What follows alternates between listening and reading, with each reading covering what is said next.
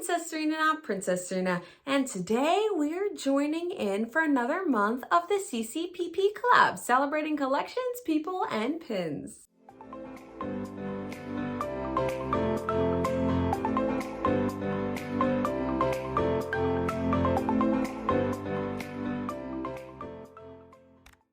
So I haven't done this collab in the last couple months, but I had to rejoin because this month's theme is very much on brand for me. We are looking at pins that don't fit your collections, but you have anyways.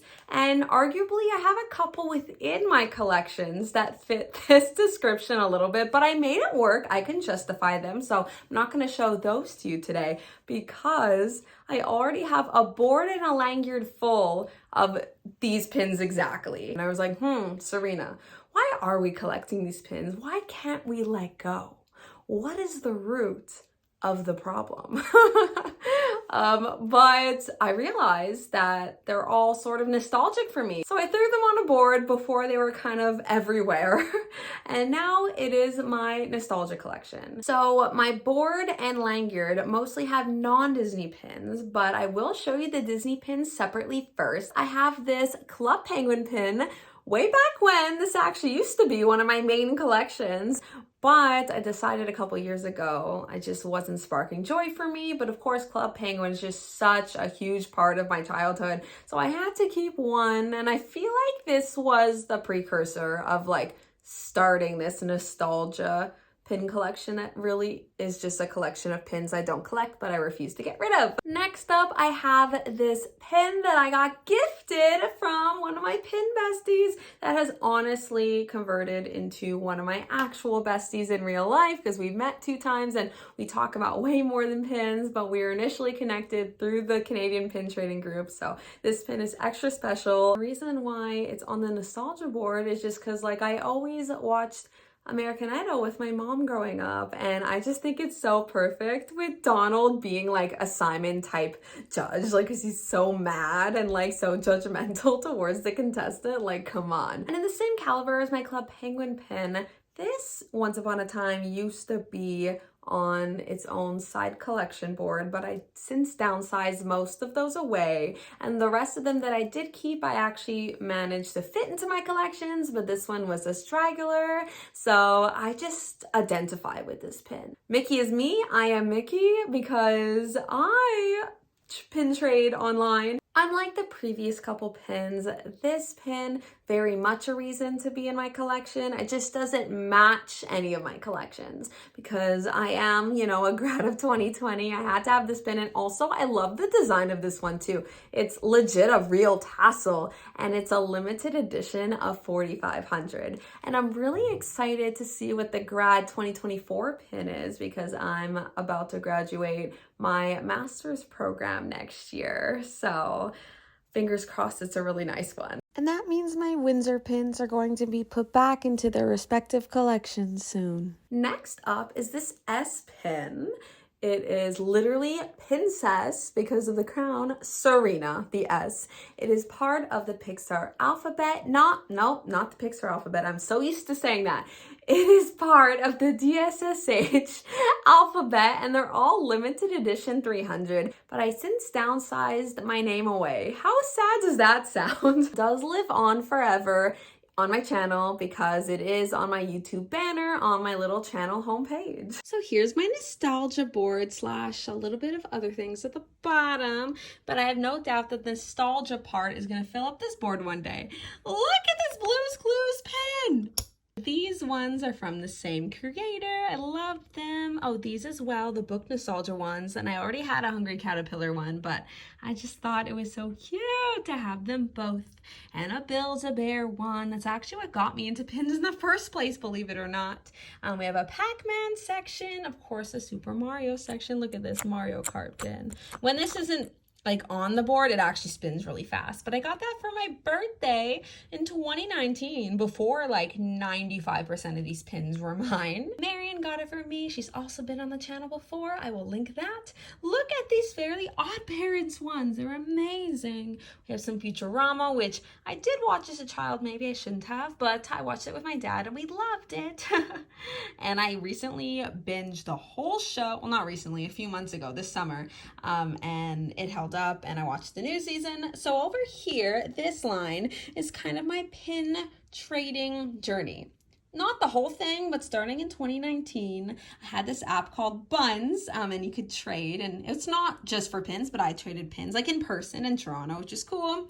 I went to the Pin and Pat show in 2019, 2020 vibes, and then end of 2020 is when I started this channel. And then I've been to the Fan Expo 2021, 2, and 3. And down here is just a little bit of my schooling, and I'll be adding my U Windsor pin and the Grad 2024 pin here for sure. All right, so we got my pin lanyard here, which is arguably even more chaotic than the board I just showed you because there isn't an overarching theme. Mind you, on this side, it was just a side with some Disney pins. Like, I guess it's just like pins that I identify with or like I experienced or something I like. And yeah, just things that I collect that I can't fit anywhere, but I have. So here I am a Canadian. Also, I put them in order somewhat of experience. So obviously I was born a Canadian, so that goes first. And then here is an Arizona themed pin, more specifically during Christmas. And it's just so special to me because I have family in Arizona and I went around the holiday time like every year. And the only couple years I missed was during the pandemic. So yeah, I'm really happy that this exists. Then moving down here, we have a skating pin in 2017. And you're thinking like, how can you identify with this? It's just a random year and it's skating. Well, that was actually the year that I started my part-time job teaching children how to skate. And I just thought that was so specific and I had to have it. And plus it's like, look, it's like a bubble. It's so cool. It's so classic and I love the colors so much. My friend Wrinkle that's been on the channel already, I'll link that, gifted this to me and it's just so beautiful. I love the color blue. It is the better half of purple in my opinion. And it says it's kind of fun to do the impossible and has Walt and Mickey with the castle. And it's just the most classic Disney pin that I have without it even being an official Disney pin. I feel like this lanyard is very fitting for this hodgepodge of pins to Pinfinity and beyond because it's not really a cohesive collection. Revisiting the left side of my lanyard here, Selena Gomez was my favorite artist growing up, so I had to keep that pin. Over here we have Harry Styles. Speaking of artists, I loved Harry's House, his third album, so much. I think it deserves a place in my collection. There is no rhyme or reason. They're kind of just like little sayings that I think aren't cheesy. Like I just love them, and most of them I got on the app called Buns that I was showing you earlier. You got this, what are you waiting for? And I remember this was actually a Montreal pin creator I remember on the backer card, which is amazing. Easily distracted by dogs, that's the one I got in New York, but very true. I just think this one is so funny. The Canadian penny, because if you don't know, we don't have the penny as of 2013. It died, and we actually round our change like to the nearest 5 cents. If it's 3 cents, we pay 5 cents. If it's 2 cents, then we round down. Here's a little overview of my lanyard, which sits on my bedroom door knob. Here we go, to Pinfinity and beyond. So that's it for my pins that I refuse to downsize away. I hope you enjoyed. It's really interesting because I'm seemingly really good at downsizing pins away from my main collections, like without a second thought. Like, this one doesn't spark joy anymore.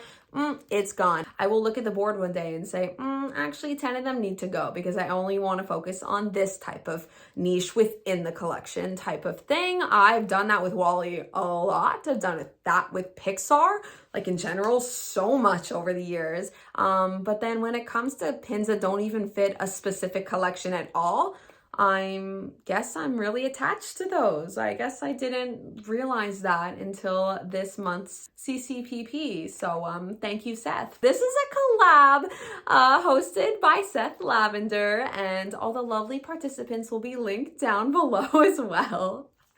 And I would love to know your favorite pin I showed was, whether it was one of the Disney ones I kind of showed more towards the beginning, or just like any of the non-Disney pins that I don't show that much on this channel. I wanted to pop in here and say that I'm currently in Walt Disney World, my first park day when this is up, December 17th. I flew yesterday. I'm done my semester. It's just all magical from here on in. I'm going for an entire week. I am going with Sophia, my reoccurring guest on this channel. If you're an avid viewer, you know who Sophia is. So you already know our energy, like here, is like next level, but like at Disney, can you imagine? So stay tuned for some awesome Disney vlog content in the new year. I'm sure that's gonna take up a lot of January, even going into February, because now that it's the cooler months going to Disney, I'm not gonna be sweating to death and it's just gonna be easier. I'm gonna have more energy to film. I feel like I was lacking on my last trip with the videos. I did all that I could, but I was just exhausted. But this time, like in the cooler weather, I'm thriving. It is my favorite. And as always, take care of yourselves and have a magical day. Bye.